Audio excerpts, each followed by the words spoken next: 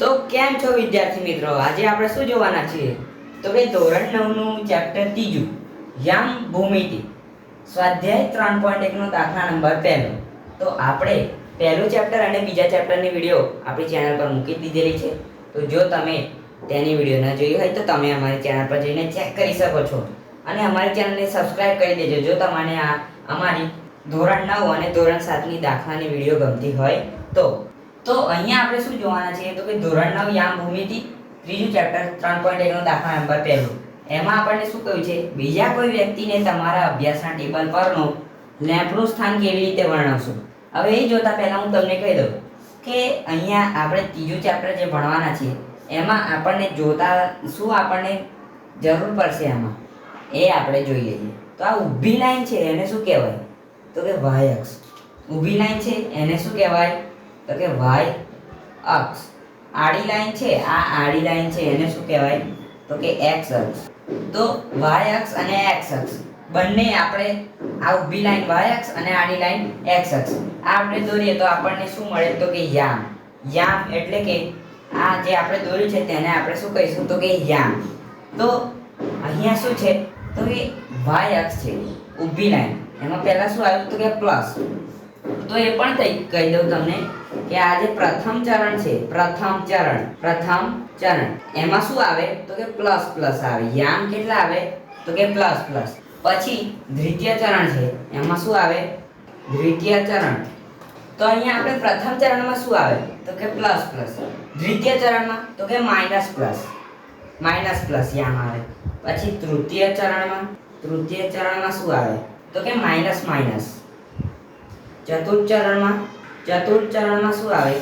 તો કે plus minus. તો અહીંયા આપણે શું જોયું? તો કે પ્રથમ ચરણમાં બિંદુના યામ શું આવે? તો કે પ્લસ પ્લસ. દ્વિતીય ચરણમાં તો કે માઈનસ પ્લસ. તૃતીય ચરણમાં તો કે માઈનસ અને ચતુર્થ ચરણમાં તો કે પ્લસ માઈનસ. તો અહીંયા તમે જોઈ શકો છો અહીંયા મેં શું લીધું છે? x અક્ષ પર અને y અક્ષ પર. x અક્ષ પર મેં 1 2 3 4 5 6 લીધા છે અને y અક્ષ પર મેં 1 2 3 4 ને 5 લીધા છે. ટેક્સ્ટ બુકમાં આપણે પાછળ જવાબ શું આપ્યા છે? તો કે 25 અને 30. તો તમે અહીંયા કોઈ પણ સંખ્યા લઈ શકો છો, પણ ટેક્સ્ટ બુકના પ્રમાણે મેં અહીંયા નથી લીધું. તમારે લેવું હોય તો તમે લઈ શકો છો. અહીંયા ટેક્સ્ટ બુકના પ્રમાણે લઈએ આપણે તો અહીંયા 5 આવશે, પછી 10, પછી 15, પછી 25, પછી 30. એવી રીતે તમે અહીંયા પણ મૂકી શકશો. અને અહીંયા કેટલા લખી? તો કે 25 લખી. તો આપણે શું જોવાના છીએ? તો કે 1 2 3 4 5 અને અહીંયા x અક્ષ પર 1 2 3 4 5 6. મેં ટેક્સ્ટ બુકના પ્રમાણે નથી લીધું, હજુ પણ કહી દઉં છું. તમે પણ ટેક્સ્ટ બુકના પ્રમાણે લઈ શકો અથવા નહીં લઈ શકો.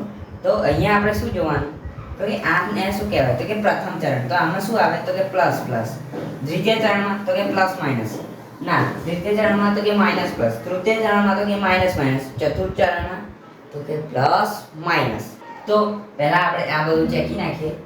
પછી આપણને ટેબલના લેમ્પનું સ્થાન શોધવાનું કહ્યું છે, તો આપણે તે શોધી લઈએ.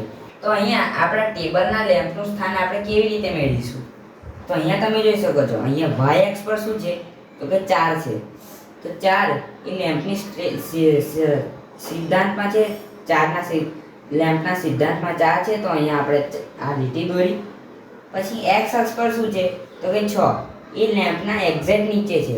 તો આપણે અહીંયા પણ લીટી દોરી. તો તમે અહીંયા જોઈ શકો છો આપણને 2 યામ મળી ગયા પ્રથમ ચરણના આપણે કેટલા યામ જોઈતા હતા? 2. અને કેવા? તો કે પ્લસ પ્લસ. તો 4 પણ પ્લસ છે અને 6 પણ પ્લસ છે. તો અહીંયા આપણો જવાબ શું આવ્યો? તો કે ટેબલ લેમ્પ નું સ્થાન બરાબર ટેબલ લેમ્પનું સ્થાન શું મળ્યું આપણને? તો કે પ્લસ મળ્યો અને પ્લસ મળ્યું. તો આપણે પહેલા શું લખવાનું? જવાબ મળે ને યામ લખવાનું હોય તો આપણે પહેલા શું લખવાનું? તો કે જે x અક્ષ પર હોય એ આપણે પહેલા લખવાનું અને y અક્ષ પર હોય એ આપણે પછી લખવાનું. તો x અક્ષ પર આપણને શું મળ્યું? તો કે 6. તો અહીંયા લખવાના કૌંસમાં 6 અને પછી અલ્પવિરામ કરવાનું અને y અક્ષ પર જે આપણને મળ્યું હોય એ લખવાનું. તો y અક્ષ પર આપણને અહીંયા 4 મળી છે.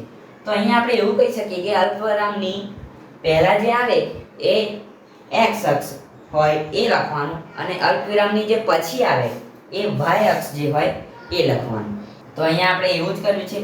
તો પ્રથમ ચરણમાં આપણને પ્લસ પ્લસ જોઈએ તો આપણને પ્લસ પ્લસ પણ મળી ગયા.